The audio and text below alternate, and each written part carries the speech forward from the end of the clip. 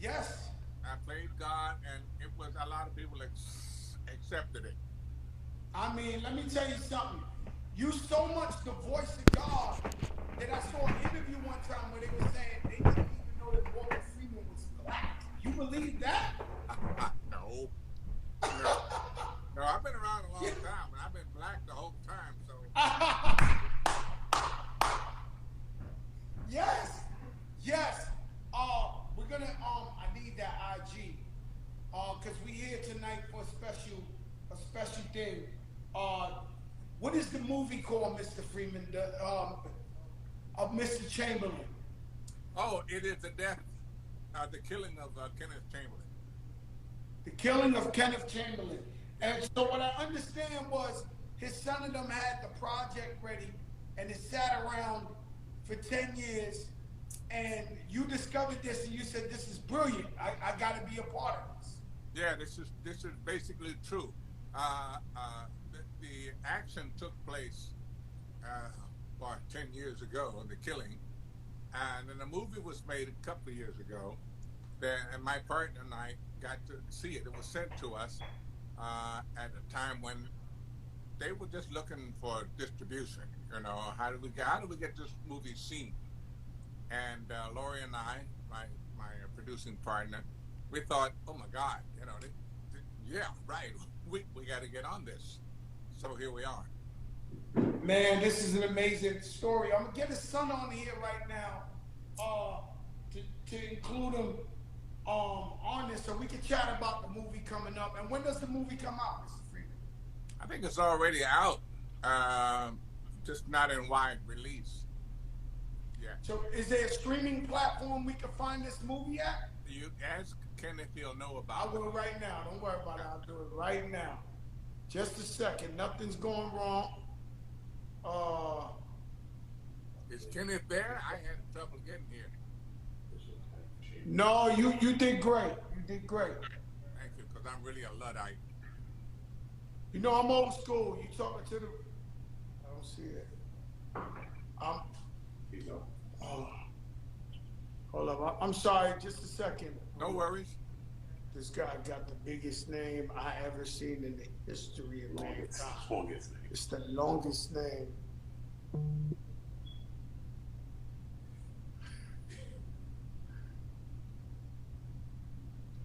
Bishop Kenneth Chamberlain There we Jr. go.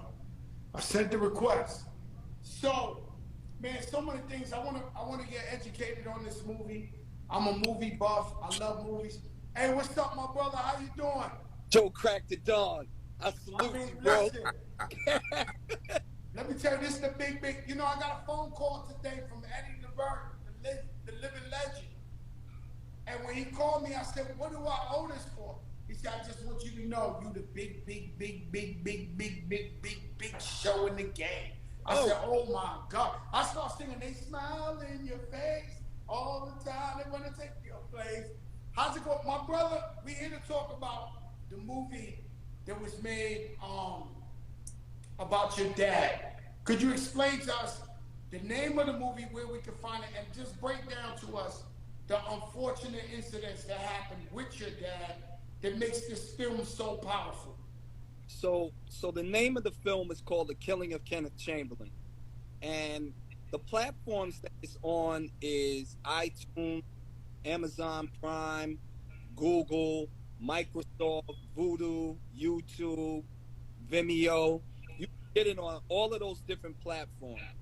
And this is about the killing of my father that happened almost 10 years ago in White Plains, New York. He inadvertently triggered his all around his neck. He suffered from a heart condition and chronic obstructive pulmonary disease and bipolar disorder. The White Plains police to his home, knocked on the door. He came to the door. He said he was okay, didn't need, and that wasn't enough for these police officers. At that point, for about 90 minutes, they began to just this full out assault on my father. Because he was living in a housing project, they felt like they just do that. And they eventually took the door off his hinges. They fired an electronic taser at him, a beanbag shot 4 times, and then they shot him and killed him. But not before he said he was okay. And the officers called him the N-word and cursed at him right before killing him. And so the point is, they don't truly value our lives, especially if we don't have the money to defend ourselves, especially if we ain't got the finances. I've been there. I grew up in the projects. I grew up with the cops. I'm telling people, yo, get my lawyer. And the cops are telling me, man, you ain't got no lawyer. You ain't got no money. You ain't got shit. There ain't no lawyer coming for you. You can just shut up. Yeah, straight up. Everybody, the biggest thing you say in the hood is, yo, I got my lawyer. You really ain't got your lawyer, and they know it. And so they abuse you. They abuse that fact, and that's what we call the voiceless. And that's why we make films like this to show, to put an eye, a lens on it, and just say, hey, you thought Kenneth was voiceless, but we're going to voice him to the world. Absolutely right. And so he had a medical condition. So this is when we talk about defund the police. I always say the slogan was wrong, but the message was right. If somebody's suffering from psychiatric problems or whatever, why do you send 12 guys over there with machine guns when you can send somebody who's a psychiatrist to talk them off, give them their medication, and then we move on happily ever after? So that wasn't the case with your father. They went above and beyond to kill him. Yeah, absolutely right. And this day, they've never given us a real justification as why they felt they needed to get inside the apartment.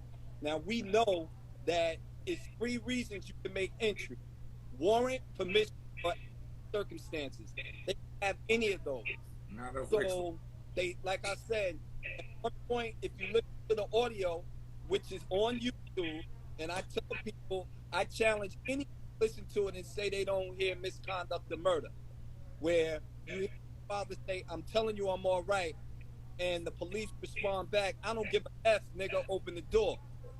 Ooh. And, you know, and they take, like I said, take the door off the hinges. But absolutely right. When you're dealing with people in mental health crisis, you need mental health professionals responding. Most of these police do not know how to deal with situations like that because they're more reactive than proactive. So you have to put mental health services in emergency responses. This is why, like you said, when you talk about defund the police, the wording is wrong. You want to reallocate funds, you want to have emergency services or mental health services in there, you know, and I always tell people that, because it's not about being anti-law enforcement. It's just making sure that the rules apply equally for everybody straight across the board. The same way they lock me and you up, they have to do that to everybody. Mr. Freeman, you've seen and heard every story in the world. What made this story so compassionate to you that you got behind it and you got behind this movie and you produced this movie? What was so special about this one? Joe, let's look back a few weeks. Let's look at George Floyd, the whole thing with that. We saw that happen. We didn't see the killing of Kenneth, but we know about it. And I guess we can't, as Americans, I'm not going to say black Americans, that's bullshit. We can't, as Americans, just allow this kind of activity with the people who are supposed to be enforcing our laws, right? Mm-hmm. What this means in the long run, today's price is not yesterday. You feel me? Yeah, I feel you. Yesterday's price is not today's price. The people know that, Mr. Freeman. And so, we trying to make change. We keep yelling. We keep doing what we got to do. Have you seen any change, Mr. Freeman? Because you're a little bit older than us. Have you seen change from when you was growing up? Did you? Wait. Did you say a little bit over the hill? No, a little more mature than us. A little more mature. Yup, Mr. Freeman, a little more mature than us. Okay, that's better. Yes. I'll tell you what change I have seen. You and I are talking about it on the air. It's out in the ether. We're talking about it. People are listening. And what we have to say, a lot of people are going to respond to. We cannot allow the personnel of supposedly law enforcement to become unaccountable killers. It doesn't work. It's been pretty true in America in our lives, the three of us, our background, but we cannot just sit by and let it happen. We have to keep yelling and screaming, and now we have you. So, yeah. We here. Kenneth, let me ask you a question. What do you hope besides this? The movie's going to be a classic. From what I heard was that people are going to win awards in this movie of how compelling, how incredible the acting is, the story is in this movie. This movie's it's gonna be an automatic over time. This is a classic, right? Now, what type of justice would you like to get for you and your family in a beautiful day? What do you consider justice after they killed your father?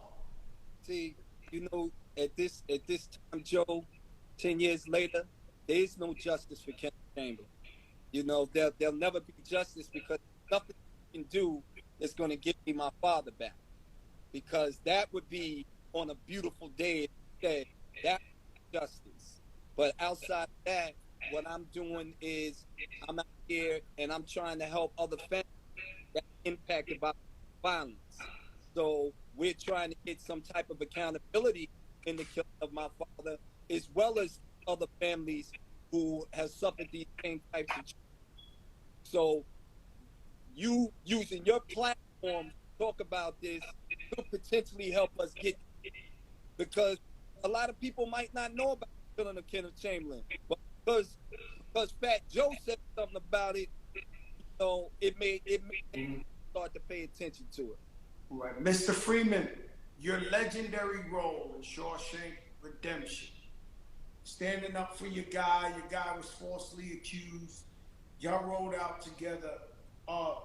Does that, because the minute I heard about this movie, I started looking into it, I started thinking Shawshank Redemption, right?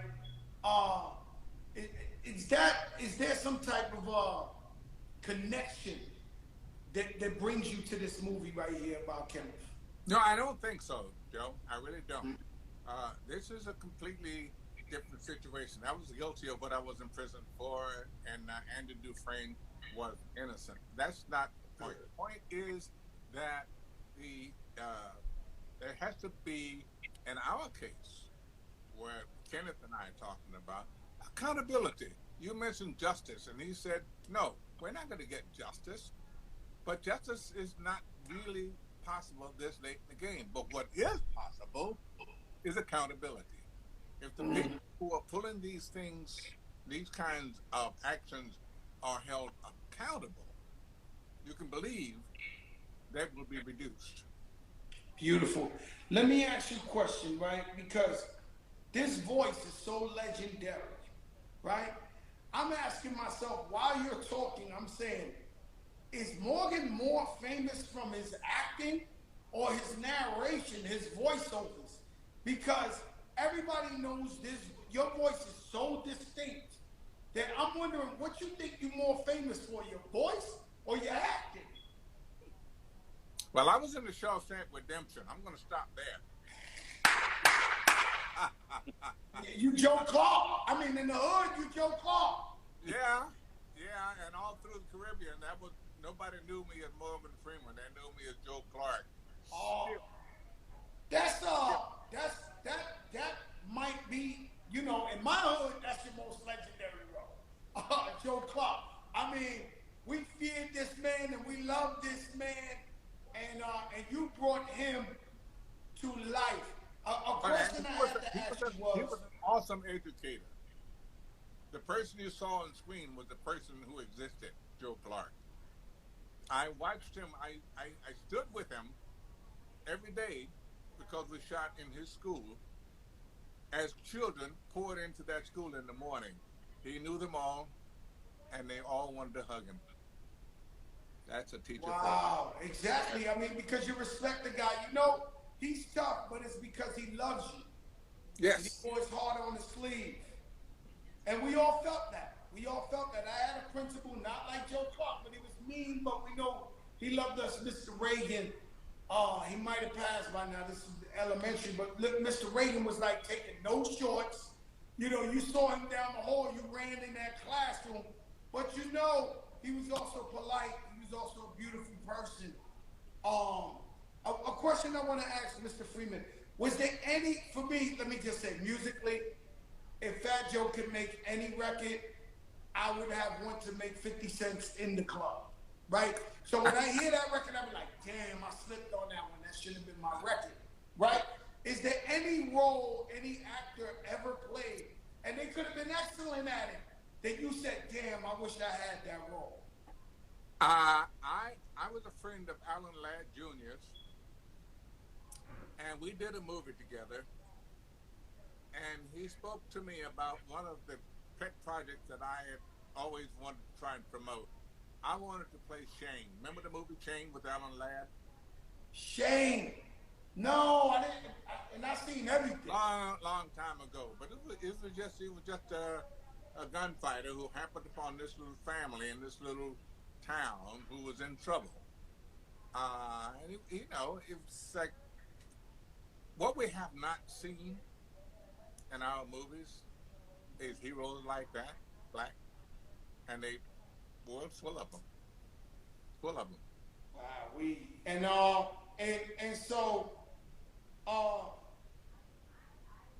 it's different. It's different type of heroes. It's like this. It's like this story right here shows you the narrative and seeing how the family suffered, and that brings a voice to what happened. And there's certain roles, like I love the Malcolm X, Spike Lee, Malcolm X. There's certain things that uplift us that maybe we didn't have like a superhero, but the message was so strong that impacted our lives. Or like the Central Park Five, like I don't know what they call it.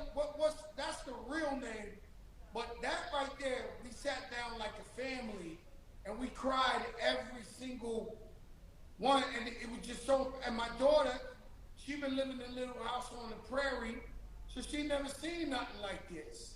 So she's in there like getting the real deal. But this is a story that had to be told. Absolutely.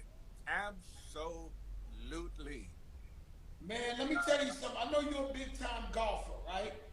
Well, big time, I wouldn't call it big time, but yeah, regular. Listen, Mr. Freeman.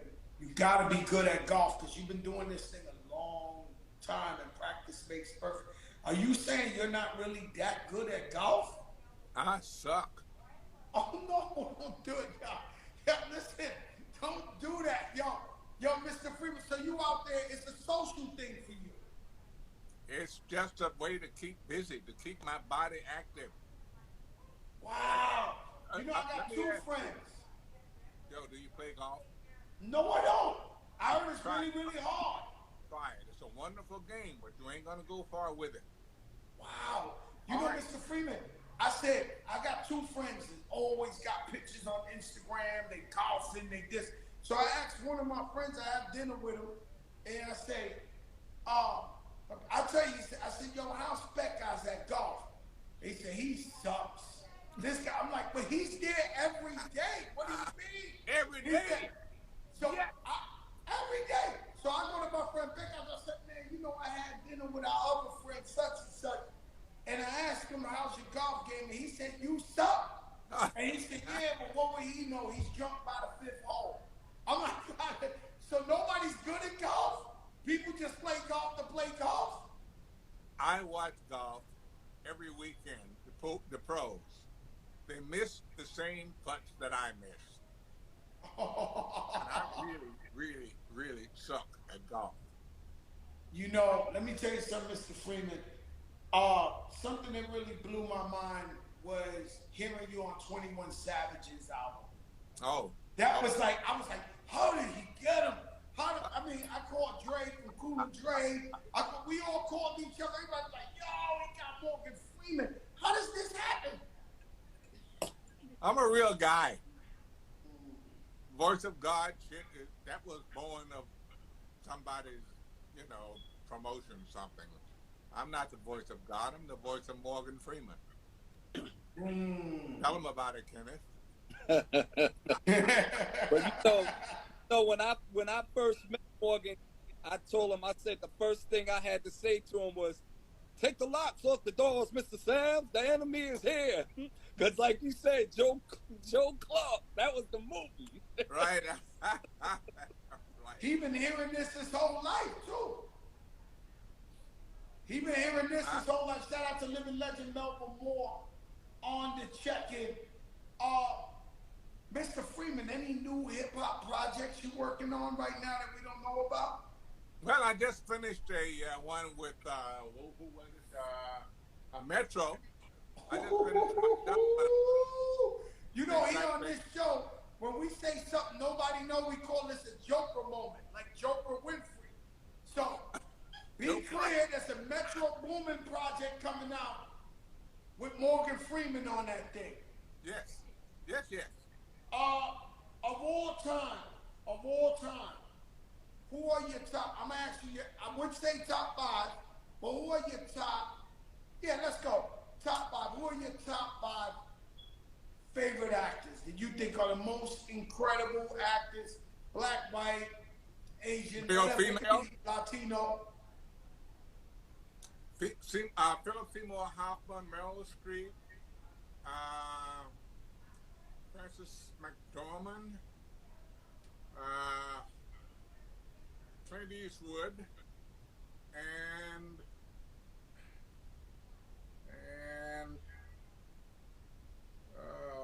all of the older guys like Henry Fonda. I loved Henry Fonda, and as well as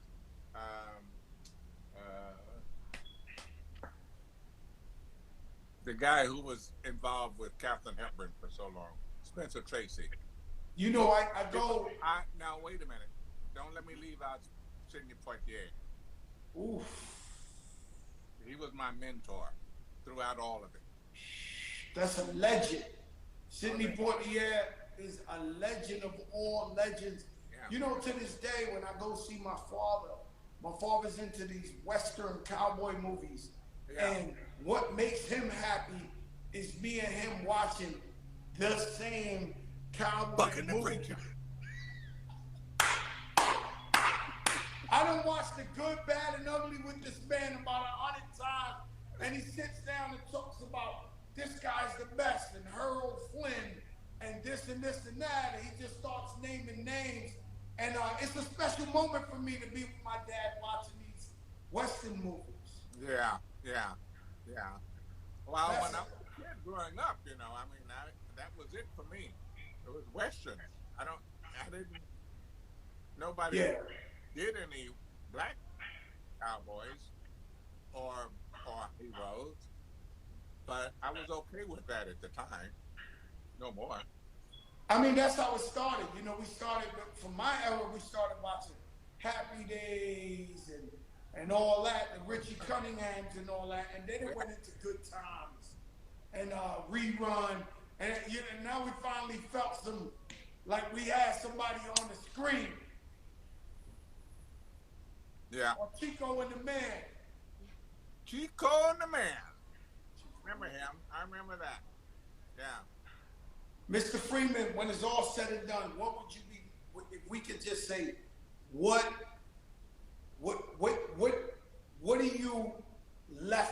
did you leave to the world, and what you would like the world to recognize you as 100 years from now? Nowhere near now, but what would your legacy, what would you want to be known as? I think I'd like to be known as the man who changed America's view of black life. Can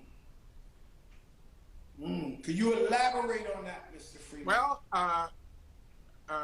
we went through World War II without knowing anything about the input of black soldiers. No, we don't have any heroes out of that war, and they were hundreds. Mm. 32nd Fighter Department, Fighter Group, 761st Tank Battalion, Jesus Christ, 442nd Regiment. These and that was Japanese. Don't want to leave them out because if it wasn't white, it didn't mean anything in this country. And we just have so much that we could redress, so much that we could go back and say, "Oh, this happened too," that you weren't aware of. You know. Mm.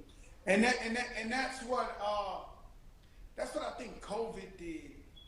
It like opened our eyes into systemic racism and different things and different history that we that we partook in that never got exposure. Nobody never knew about it, and nowadays is where we just learning about it.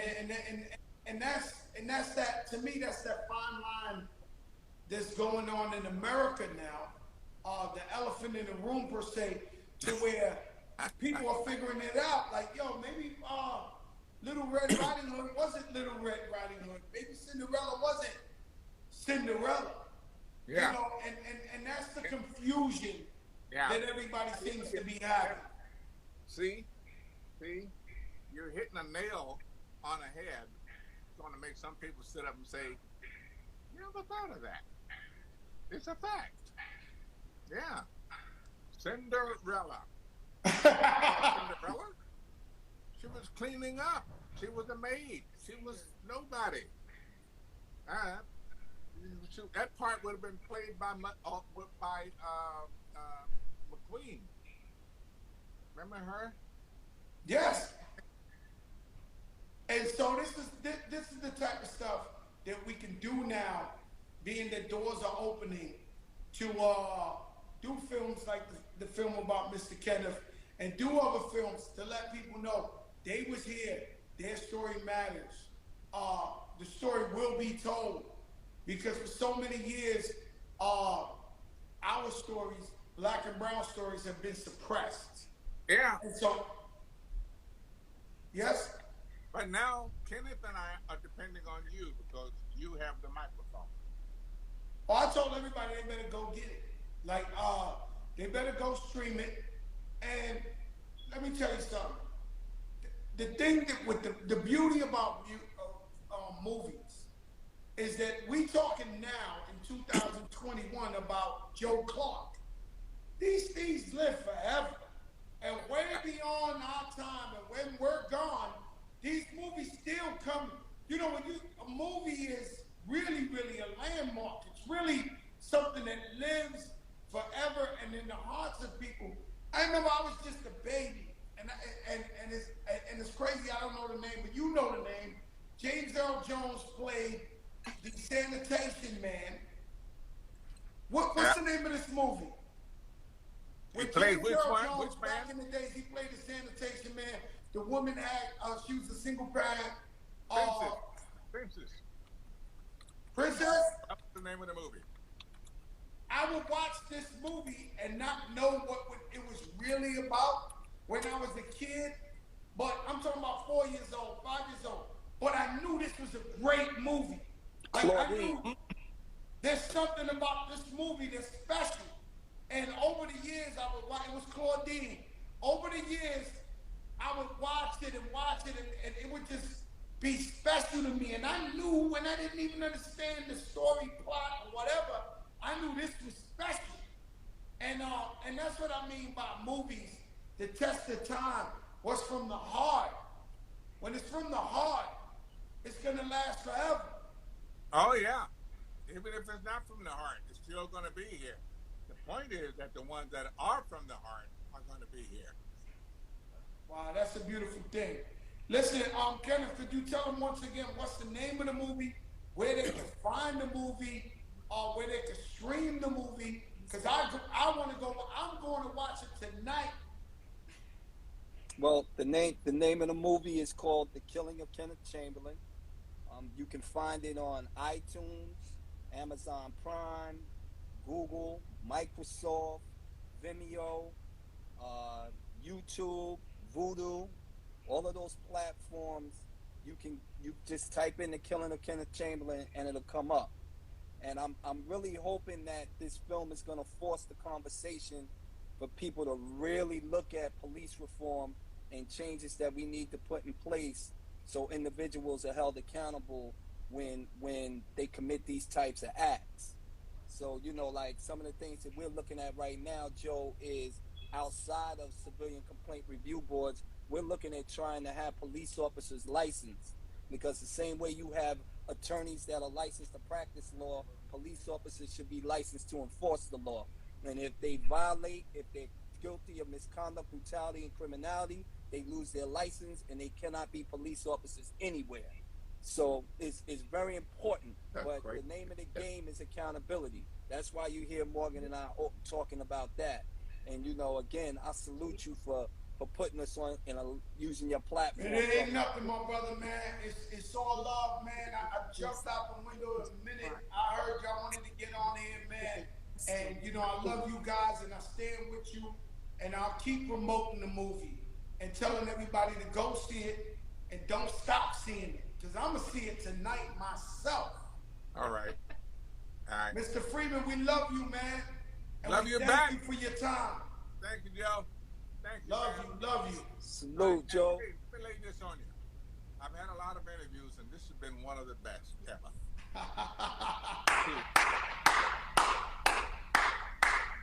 Thank you, Mr. Freeman, man. We love you, man. All right, Joe. Bye-bye. Thank you so much. All right, Joe. Wow, all right, my brothers. Hold on, let me do what I gotta do. All right, hold up. There you go. Wow. You don't know who I know. It's simple as that. You don't know who I know. Wild cherry, Pepsi, Ciroc, pomegranate. Yesterday Ciroc is not today Ciroc. You don't know who I know. Jesus. The voice of God. The one and only Morgan Freeman. I'm not gonna lie, I was a bit nervous. Felt it right here.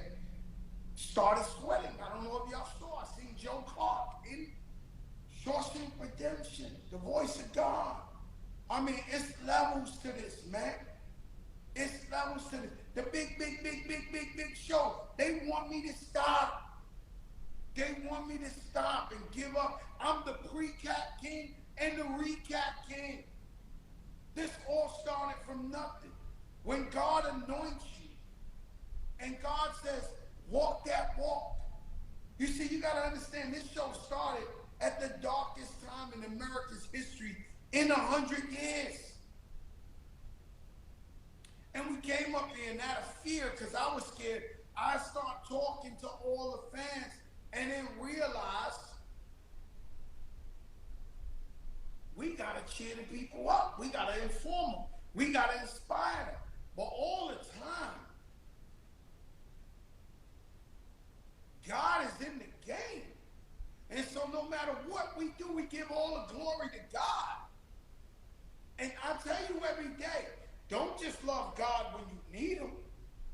Love him at all times.